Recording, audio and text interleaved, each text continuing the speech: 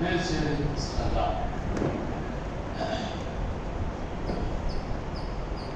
6ஆம் அதிகாரம் புஸ்தகத்தை ஒரு சில வசனங்களை நாம் தியானிக்கலாம். முதலாவது வசனத்தை வாசிக்கலாம். பிள்ளைகளே, உங்கள் பெற்றோருக்கு எபேசியர் 1ஆம் அதிகாரம் 1 வசனம்.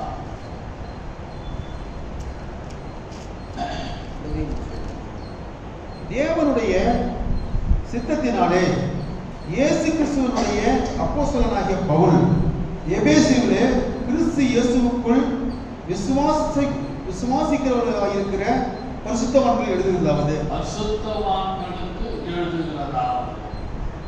மற்ற நிருபங்களிலே இந்த ஓப்பனிங் வசனத்தை அதிகமாக பார்க்க முடியாது. பவுல் பல விதமான நிருபங்கள் கொலோசியர் சபையாக இருக்கும், எபேசிய சபையாக இருக்கும், கலாத்தியா சபையாக இருக்கும், மேற்பட்ட வித்தியாசப்பட்ட இடங்களில் உள்ள சபைகளுக்கு எழுதினார் நிருபங்கள். ஆனால் இந்த நிருபத்தில் மட்டும்தான் நன்றாக பார்க்க முடியும். எபேசியிலே உள்ள பரிசுத்தவான்களுக்கு எழுதுகிறதாவது. அப்படியானா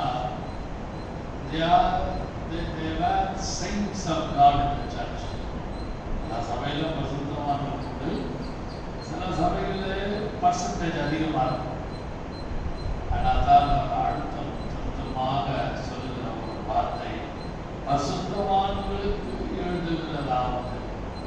ஏன்னா மற்ற சபையெல்லாம் சபை இல்லை என்று நாம் கணிக்க முடியாது. ஒவ்வொரு சபையுடைய standard of spiritual living is different. இங்கிலீஷ்ல சொல்லுவாங்க லைக் ப்ரீஸ்ட் லைக் பீப்புள். சபை தலைமை எப்படியோ அப்படிதான் சபை இருக்கும். இங்கிலீஷ்ல லைக் ப்ரீஸ்ட் லைக் பீப்புள். சபை தலைமை எப்படி இருக்கிறாரோ அந்த அளவுக்கு தான் சபை காணப்படும். அன்பான கத்தோலிக்கர்களே, இங்கே பவுல் இந்த எபேசியர் நிருபத்தை ரொம்ப ஆழமாக, அழுத்தம் திருத்தமாக, ரொம்ப உறுதியாக அவர் சில காரியங்களை அவர் எழுதியிருக்கிறார். இந்த எபேசியர் புஸ்தகத்தை 3 நிலைமைகளில் 3 விதமாக அதை நாம் பிரிக்கலாம். ஸ்டாண்டிங், இரண்டாவது வாக்கிங், மூன்றாவது warning. I am repeating for your knowledge and understanding. Standing, walking, warning. இது 3 விதமாக இந்த நிருபத்திலே எபேசியர் சபையாருக்கு அவர் கட்டளையாக ஆணித்தரமாக எழுதுகிற வார்த்தைகள் இருக்கிறது. 3 பகுதிகளாக இந்த நிருபத்தை நாம் பிரித்து நாம் படிக்க முடியும். Standing is all I am talking introduction. Standing என்று சொல்லும் பொழுது எபேசியர் 6ஆம் அதிகாரம் 13ஆம் வசனத்தை வாசிக்கலாம். எபேசியர் 6ஆம் ஆகையால் தீங்கு நாளிலே அவைகளை நீங்கள் எதிர்க்கவும் சகலத்தையும் செய்து முடித்தவர்களாய் நிற்கவும். சகலத்தையும் செய்து முடித்தவர்களாய் நிற்கவும். இன்ட்ரடக்ஷன். வீட்டில் கூட சொல்லுவோம், எல்லா வேலையும் முடிச்சுட்டியா, சொன்னதெல்லாம் செஞ்சுட்டியா. அப்போ புருஷனோ மனைவியோ பிள்ளைகளோ சொல்லுவாங்க, இன்னும் கொஞ்சம் இருக்கு, மத்தியானம் பார்த்துக்கலாம், நான் வேலைக்கு போயிட்டு வந்து மீதி வேலையை செய்கிறேன். டே டு டே ஒர்க்கை யோசித்து பார்த்தா பாதி பாத்திரம் கழுவிக்கணும், பாதி பாத்திரம் அப்புறமா கழுவலான்னு இருப்பாங்க.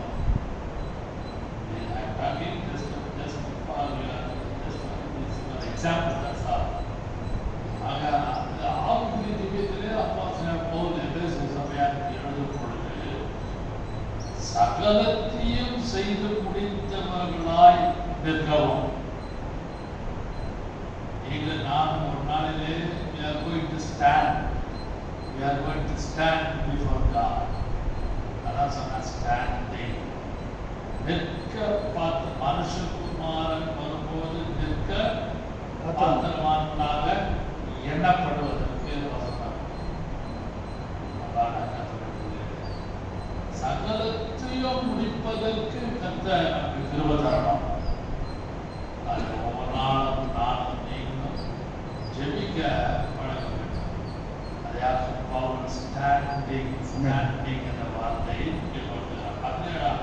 17ஆம் வசனத்தை அங்கே 16வது வசனத்தை வாசிப்போமானால், பொல்லாங்கன் எய்யும் அக்கினி ஆஸ்திரங்களை எல்லாம் அவித்து போடத்தக்கதாய் எல்லாவற்றிற்கும் மேலாக விசுவாசம் என்னும் கேடகத்தை பிடித்துக் கொண்டவர்களாய் நில்லுங்கள். நம்ம சொல்லுவோம், நீ அங்க போய் நில்லு, நான் சொல்ற வரைக்கும் வெயிட் பண்ணேன், நெல்லு அப்படின்னு சொல்றோம். வாழ்நாடு வாழ்க்கையில வேலை ஸ்தலத்தில் ஒரு சில காரியங்களுக்காக அது போல ஆவிக்குரிய ஜீவியத்தில் போராடுவதற்கும் ஜெயிப்பதற்கும் பிசாசை மேற்கொள்வதற்கும் we have to stand. நிற்கணும். அதான் பவுலிடத்திலே சொல்லுற வார்த்தையை பார்க்கணும். அடுத்தது சொன்ன இன்ட்ரடக்ஷன்ல வாக்கிங் நடந்து எபேசியர் 4ஆம் அதிகாரம் 1வது வசனத்தை வாசிப்போமானால், ஆதலால் கர்த்தர் நிமித்தம் கட்டுண்டவனாகிய நான் உங்களுக்கு சொல்லுகிற புத்தி என்னவெனில், நீங்கள் அழைக்கப்பட்ட அழைப்புக்கு பாத்திரவான்களாய் நடந்து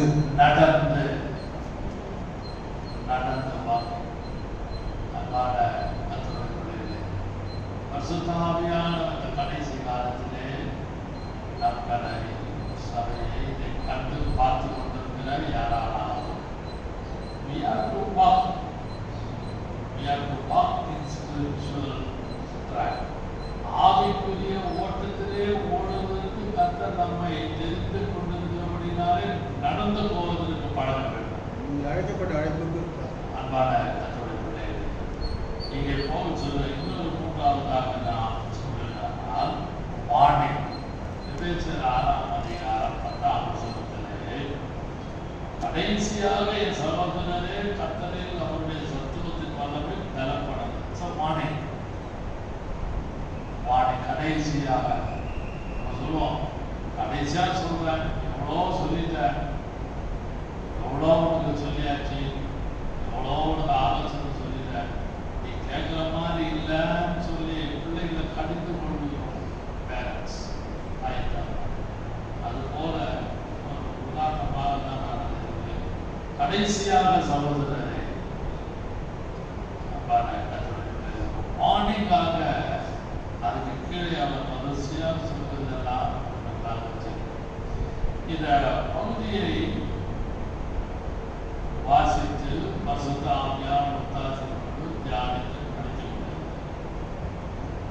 ஸ்டாண்டிங், வாக்கிங், வார்னிங், இந்த மூன்றும் இந்த காலைகளிலே மனதிலே நீங்கள் வைத்துக் கொள்ளுங்கள். ஒரு இன்ட்ரடக்ஷன் தான். இந்த பகுதியை நான் வாசித்துக் கொண்டிருந்த பொழுது வாசிக்கலாம். 6ஆம் அதிகாரம் 10ஆம் வசனம் 1வது. கடைசியாக என் சகோதரரே, கர்த்தரிலும் அவருடைய சத்துவத்தின் வல்லமையிலும் அவருடைய சத்துவத்தின் வல்லமையிலும் பலப்படுங்கள். You have to get strength from God.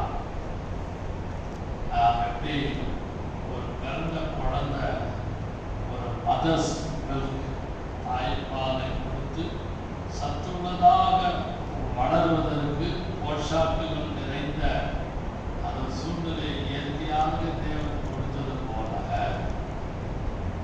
திருவசனமாகிய ஞானம் உள்ள அல்லது களங்கம் இல்லாத ஞானப்பாலின் மேல் வாஞ்சையாயிருங்கள் என்று பேர் சொல்லுவதை நான் வாசிக்கலாம். வசனம் எல்லாரும் தெரியும், எல்லாரும் வாசிக்கலாம்.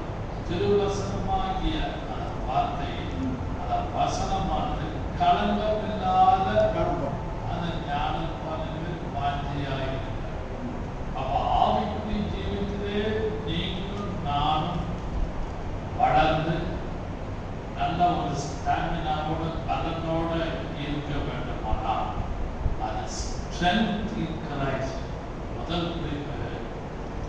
strength in Christ.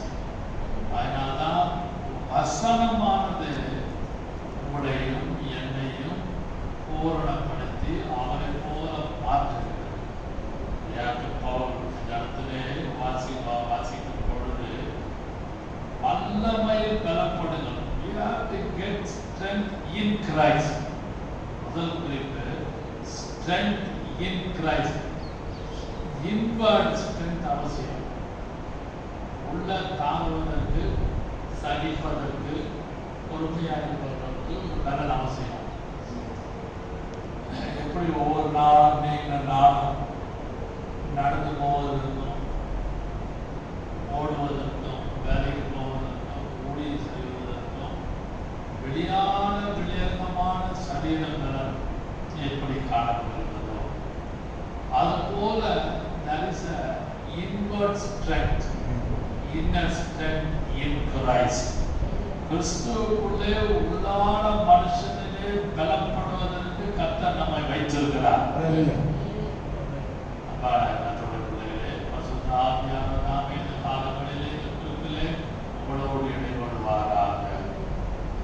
திருவசனமாகிய ஞானப்பான், அதிலே நீங்கள் ஞானம் வசனத்தின் மேல் வாஞ்சையாக இருந்து அதை நாம் கொள்ள வேண்டும்.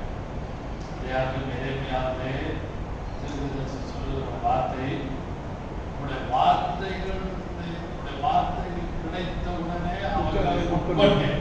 I did eat. அதனால உங்களுடைய வார்த்தைகள் கிடைத்த உடனே 15:16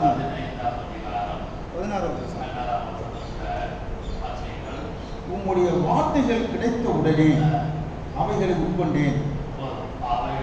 உட்கொண்டேன். இங்கிலீஷ்ல I did eat. சாப்பிட்டேன். நல்லா சாப்பிட்டியா? நல்லா ருசியா இருந்ததா? நல்லா டேஸ்டா இருந்ததா? இன்னும் கொஞ்சம் போடுங்க, இன்னும் கொஞ்சம் போடுங்க. இல்லை எடுத்து வச்சு மத்தியானமாவது நைட்டாவது சாப்பிடும். இன்னும் லேட்டஸ்டாக பார்த்தீங்கன்னா ஃப்ரிட்ஜில் வச்சு அடுத்த நாள் சூடாகி சாப்பிட்டீங்க. அந்த டேஸ்ட் இருக்கிறதுனால வார்த்தைகள் கிடைத்த உடனே as soon as I receive word of God, வார்த்தையை ரிசீவ் பண்ண உடனே நான் சாப்பிட்டேன். எந்த அளவுக்கு நீங்களும் நானும் we have to saturated in the word of God. அந்த வசனத்திலே ஊறி தழைத்து இருப்போமானால் அந்த வசனமாகிய அந்த வார்த்தை உள்ளான மனுஷனை நம்மை பலப்படுத்தும். அதனால்தான் சங்கீதக்காரர் 138 சங்கீதம் 3 வசனத்திலே என் ஆத்மாவிலே பலன் தந்து என்னை தைரியப்படுத்தினீர். இதுக்கு வேண்டியது உலகத்தை ஜெயிப்பதற்கும், வீட்டில் உள்ள பிரச்சனைகளை ஜெயிப்பதற்கும், மனைவியுடைய பிரச்சனை ஜெயிப்பதற்கும், புருஷனுடைய பிரச்சனை ஜெயிப்பதற்கும், பிள்ளைகளுடைய பிரச்சனையை ஜெயிப்பதற்கும், வேலை ஸ்தலத்தில் உள்ள பிரச்சனையை ஜெயிப்பதற்கும், அல்லது ஊழியத்தில் உள்ள பிரச்சனையை ஜெயிப்பதற்கும், வித்தியாசப்பட்ட பிரச்சனைகள் நாள்தோறும் உங்களையும் என்னையும் எப்படி கேரம் போர்டில் ஸ்ட்ரைக்கர் அடித்து விளையாடுகிறார்களோ, பிரச்சனைகள் உங்களையும் என்னையும் ஸ்ட்ரைக் பண்ணது, இடிக்கிறது, வந்து டக் டன் டன் டன் இடிக்கிறது. இது ஒரு பிரச்சனை முடிஞ்சா அந்த பிரச்சனை. இந்த பிரச்சனையெல்லாம் நீங்கள் நானும் மேற்கொள்ள வேண்டுமானா we have to eat the word of God. வசனத்தை உட்கொள்ள வேண்டும். வசனத்தை கொண்டு தான் ஜெயிக்க முடியும்.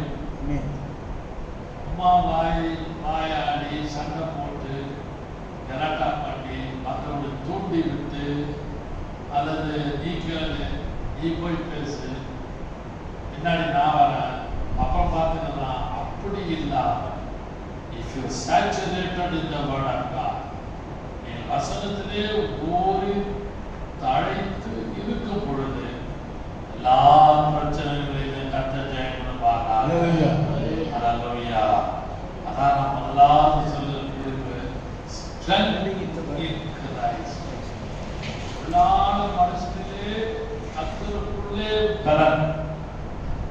எதை காட்டுகிறது?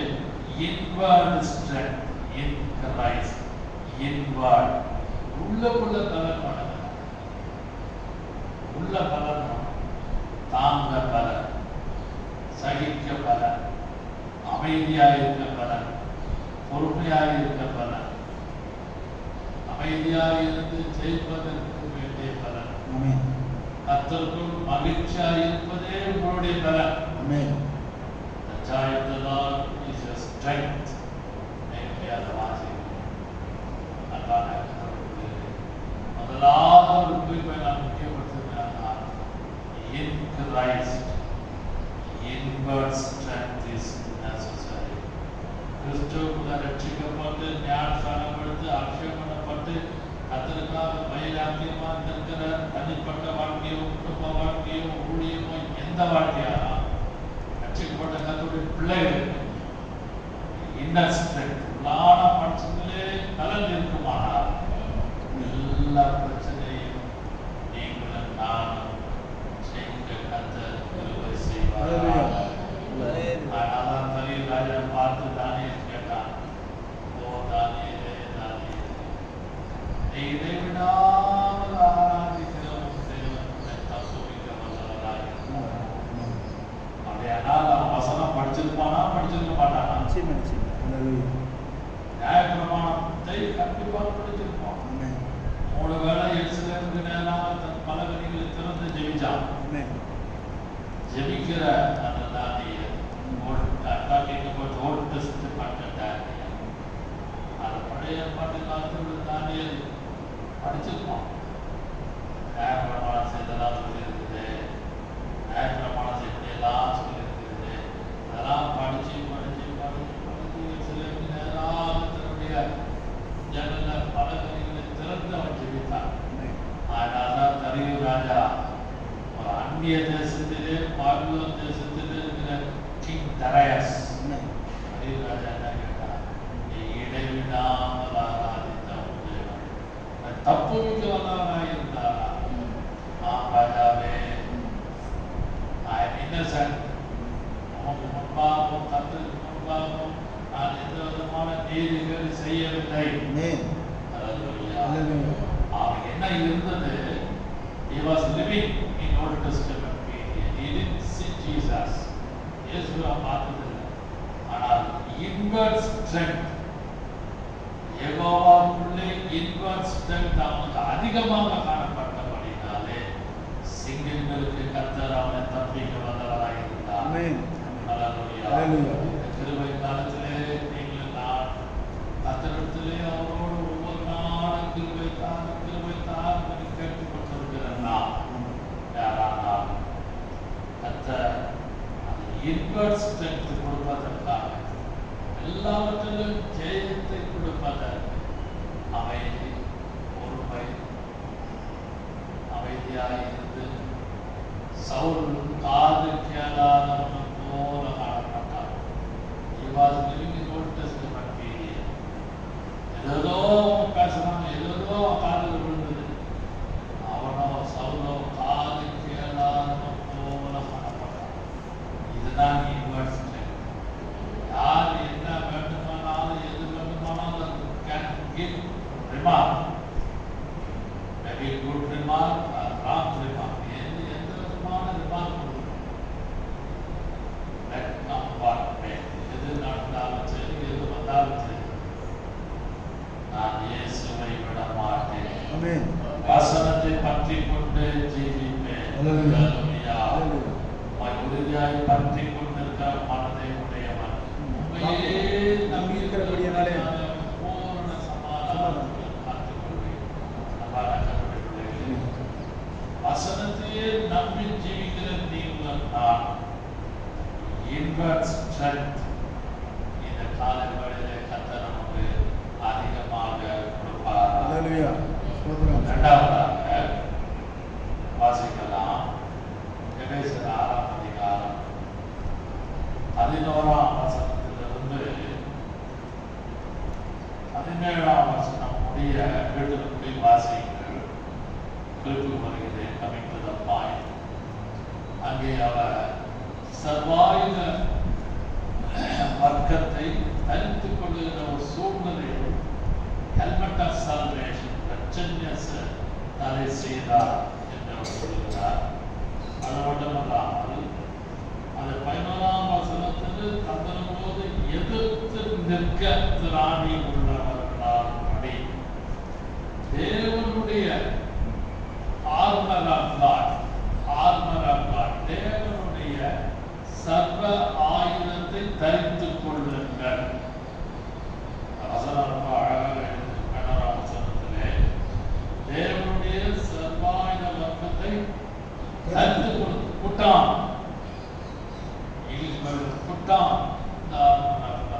ஏன்னா எப்படி காலையில எழுந்து குடிச்சு சீவி சிங்காரிச்சு வெளியில் போவதற்கும் ஆலயத்துக்கு போவதற்கும் வேலைக்கு போவதற்கும் ட்ரெஸ் பண்றோமோ,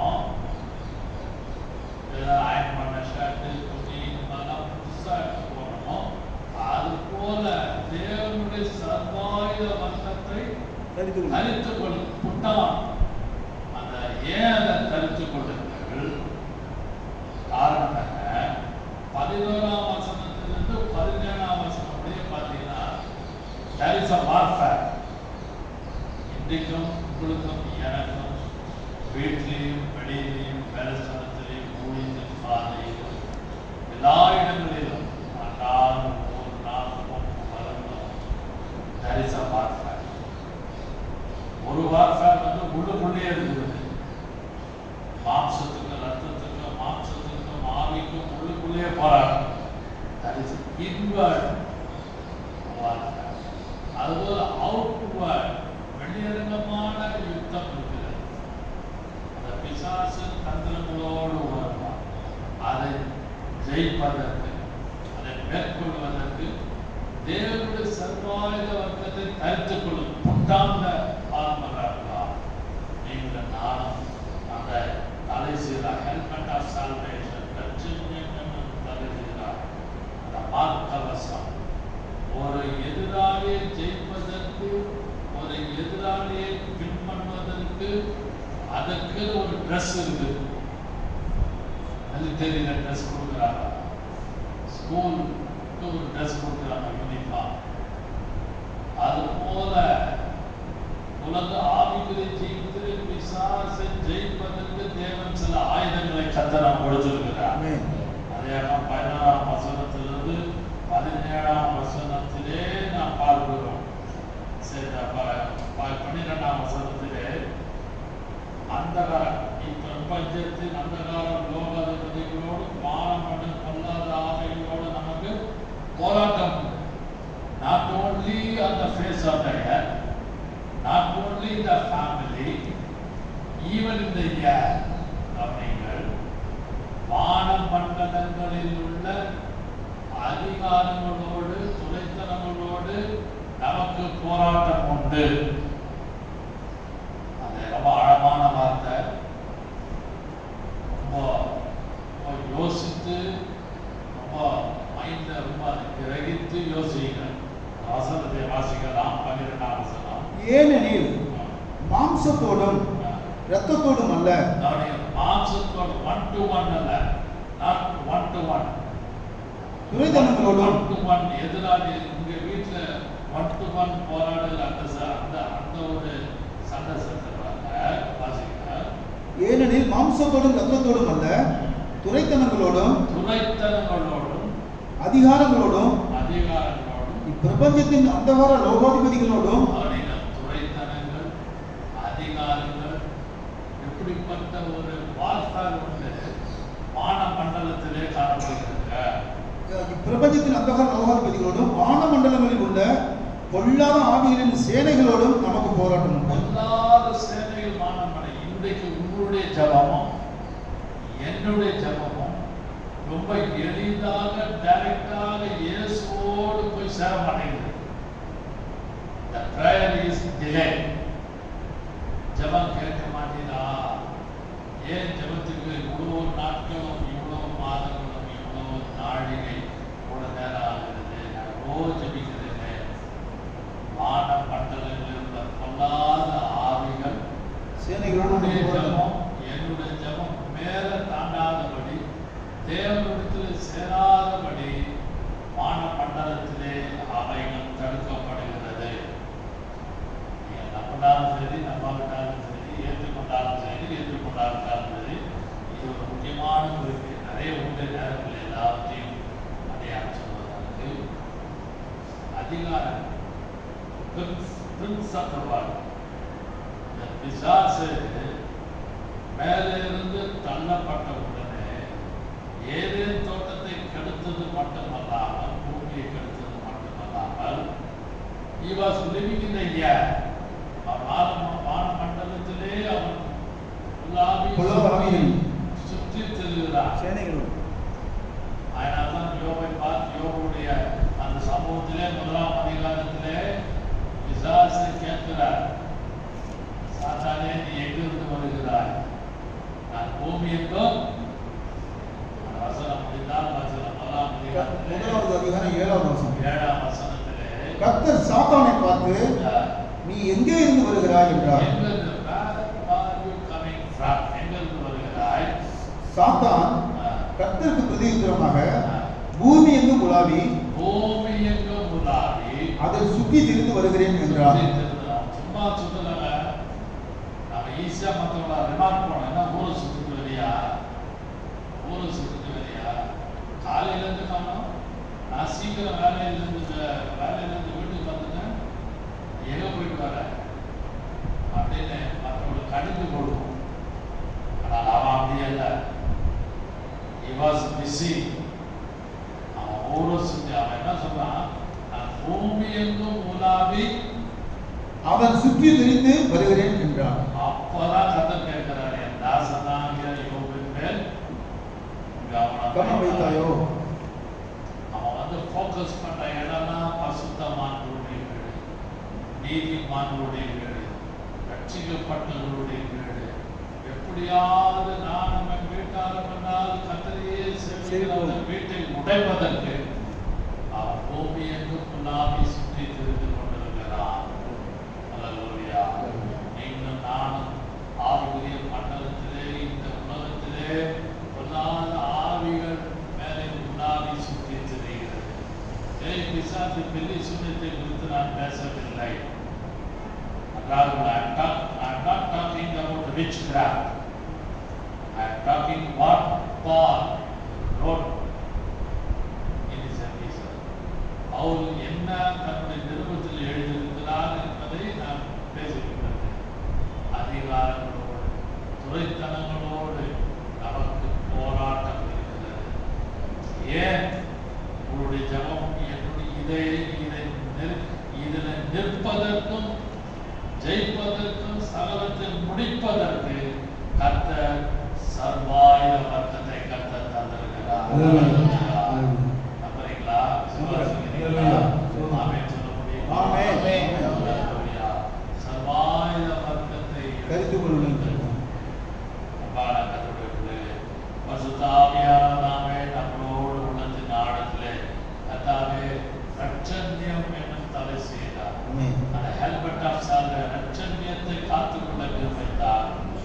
நீதி மார்க்க வசதி தரித்துக் கொள்ள எனக்கு கிருபைத்தார். ஐயா, நான் ஜெயிப்பதற்கும் ஓடுவதற்கும் எல்லாவற்றையும் முடிப்பதற்கும் சர்வாயுத வர்க்கத்தை எடுத்துக்கொள்வதற்கு எனக்கு செய்ய மாட்டீரா என்று நீங்கள் நான் கர்த்தரிடத்திலே கேட்கலாம்.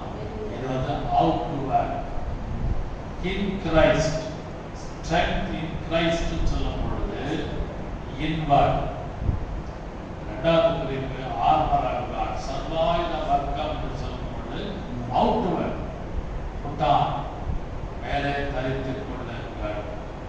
கடைசியாக அதே எபேசியர் 6ஆம் அதிகாரம் 18-20 வாசியுங்கள். எந்த சமயத்திலும் சகல விதமான வேண்டுதலோடும் விண்ணப்பத்தோடும் ஆவியினாலே ஜெபம் பண்ணி அதன் பொருட்டு மிகுந்த மன உறுதியோடும் சகல பரிசுத்தவான்களுக்காகவும் பண்ணும் வேண்டுதலோடும் விழித்துக் கொண்டிருங்கள்.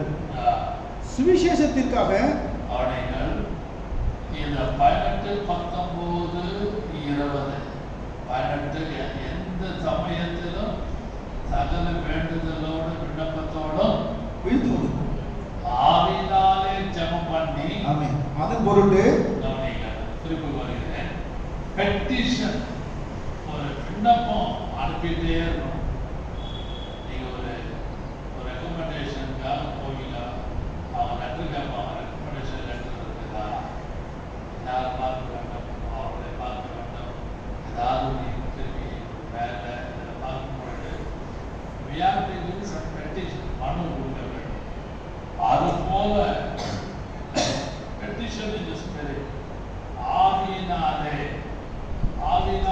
நீங்கள் நானும் இந்த விண்ணப்பத்தை நாம் ஒரு மனு கொடுப்பது போல தெரியப்படுத்திக் கொண்டிருக்க வேண்டும்.